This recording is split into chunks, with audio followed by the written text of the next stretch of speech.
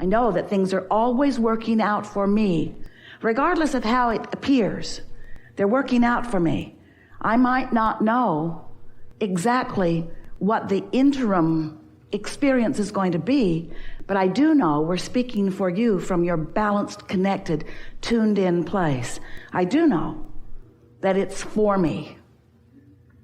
That's the peace that once you get it in place, life is going to be really good for you on a steady, moment-to-moment, ongoing basis. Once you really get it, that it's for you, that everything is for you. You sort of got tripped up, if you're like most humans, thinking that maybe some things are not for you because you're taking score too soon. You're looking at every situation as it touches you instead of stepping back to the big picture. But when you step back to the big picture, even when you're standing in the middle of the now picture, so that you're getting the frequency, the general frequency of well-being out there, steady and sure all the time, then in every situation, the best that that situation has to yield, and you have no idea what the best that this situation has to yield until you start letting it yield. Once you start perceiving through the eyes of Source, once you start accepting the well-being that is you, once you feel the blessedness that is you, and you allow that to be the dominant vibration so that you know, hey, this is for me. This is for me right now. This situation that is unfolding, these words are for me. This message is for me. This situation is for me. It's for me to enhance my experience now, not just to make it better later.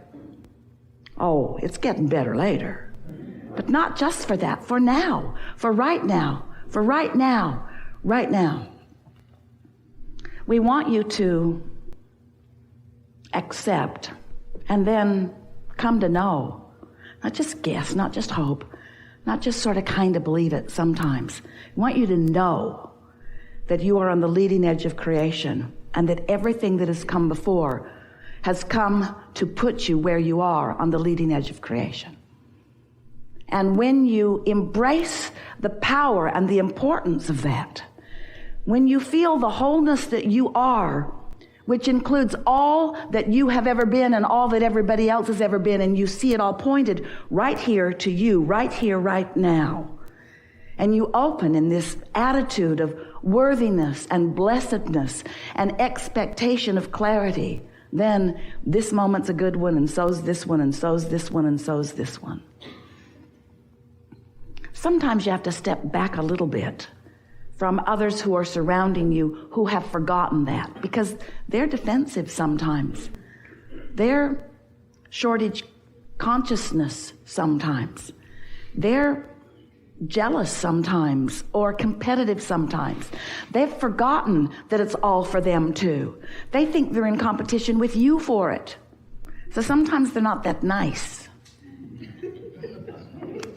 They mean well. Well, some of them mean well. But when you are stable in your knowledge of your well-being, then you're nicer back even to those who aren't nice, because they've just forgotten something that you are remembering. They've forgotten that it's all for them. They think they're in competition with you, or they think that somebody's after them. They think that there's some negative assertion that's negatively impacting them, and so they're defensive. Sometimes you meet people who are defensive. Well, when you feel defensive, you've forgotten that there isn't anything to defend, because nobody's after you except those that have disconnected themselves from the stream, who have no real power. If you start playing in the defensive game where they're disconnected and they're defending against you, and you're disconnected and you're defending against them, now you're playing in that disconnected game where the one with the bigger punch is going to have the bigger impact. But that's not who you are.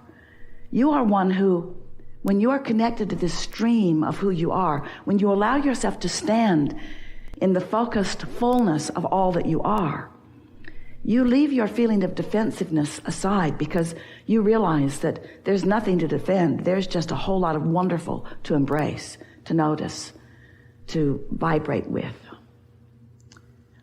You come for your contribution to all that is, yeah?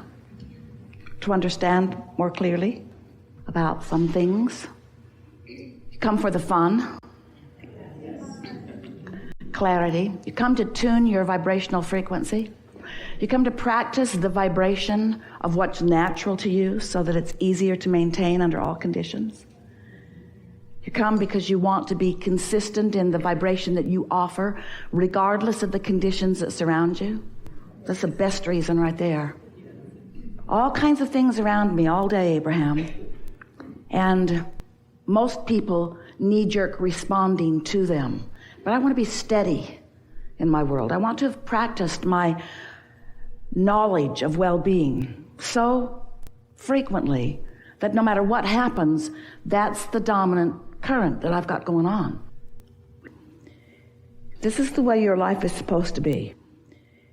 You're supposed to say, I want this. And the universe says, all right, here's some of it. Here's some of it.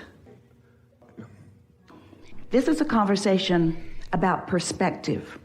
And perspective, oh, such a deep and rich conversation, because everyone holds a perspective based upon what they are offering vibrationally right now, which is usually based upon what they've lived and is always based upon the part of what they've lived that they are keeping active right here and now. So, we've been talking with all of you for a while now about the vibration of your being. We've talked to you about your alignment or your misalignment. We've told you a lot of different stories in order to activate within you some reasonable understanding of how you offer a vibration in this vibrational co-creative atmosphere and how what you offer is dominant. We explained to you that law of attraction is responding to the vibration of your being, and that because law of attraction so consistent and always responding to your vibration when you are emitting it, this law of attraction causes a momentum of your frequency.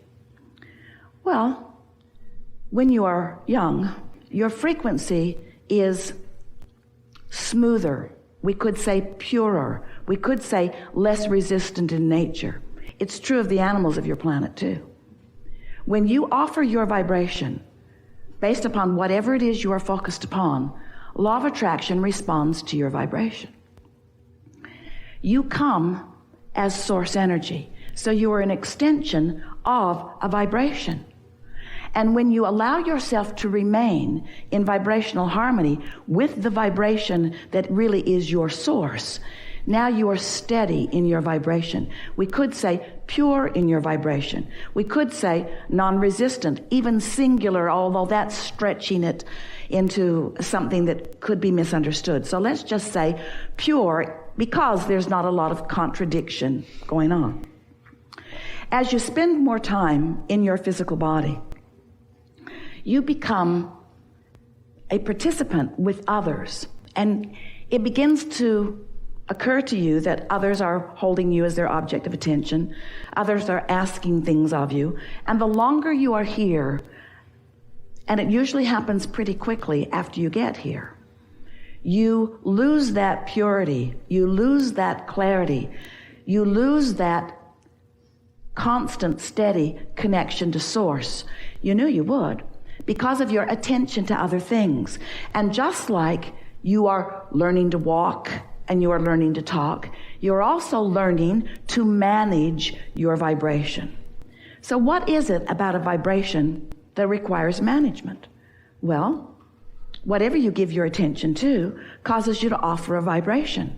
And that vibration may or may not be in keeping with the steady vibration of your source.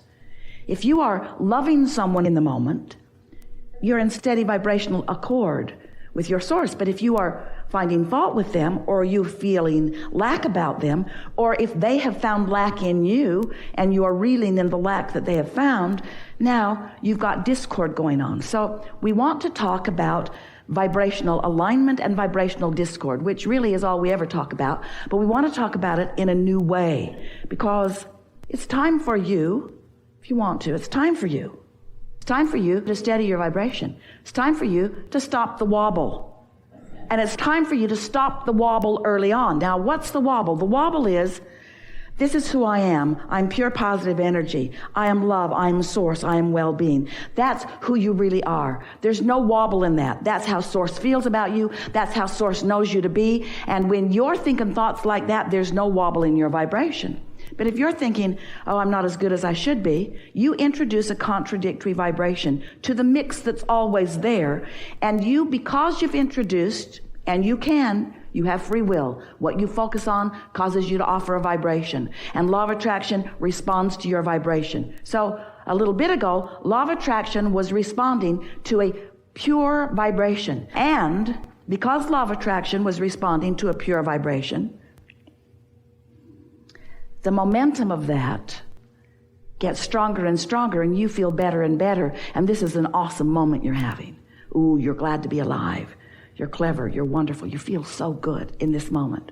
And anybody who has the privilege of interacting with you when you feel like that is benefited by the clarity that you bring to the moment. But now, let's say something happened. You're defensive. You don't like what happened. You don't like what they said. You don't like what they did. You don't like what they're thinking about you. You don't like something. Now, you're offering a vibration that's different from the vibration of your source. Law of attraction is responding always to both vibrations. And that's what equals the wobble.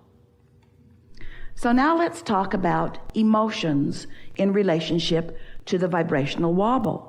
The more in alignment you are with who you are, and the longer you stay there, and the more you allow law of attraction to cause momentum of a wobble-free vibration, the more emotions you feel, like love, exhilaration, passion. Can't you feel the momentum in that? And can't you feel the clarity? Can't you feel the absence of wobble in that? But the more you feel despair or rage or anger, can't you feel the wobble in that? Can't you feel the offness in that? Can't you feel the vibrational frequency variance in that? You see? This is a good conversation, isn't it? So your emotions have always been about your wobble. But it gets your attention because you don't need to wobble. You don't need to wobble, but you can't wait till you're wobbling to tend to the wobble.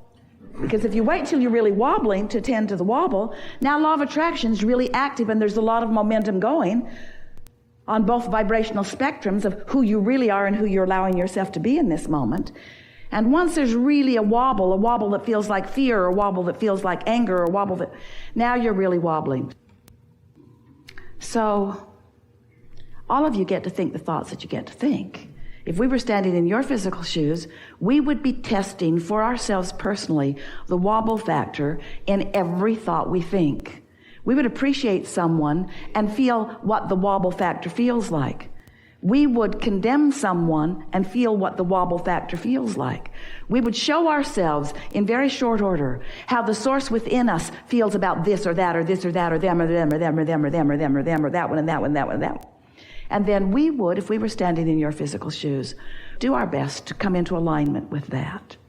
So, to wrap this up, we want to say that when law of attraction responds to you, and it will, it always does, and your vibration is clear and pure and resistance-free, the momentum of that wobble-free alignment is ecstasy. It's clarity, it's passion, it's who you are, it's what you want, it's what you came for. And when law of attraction applies itself, and it will, it always does, to a vibration that is wobbling, well, you know what that feels like. In other words, varying degrees of negative emotion. Really good conversation. Yeah.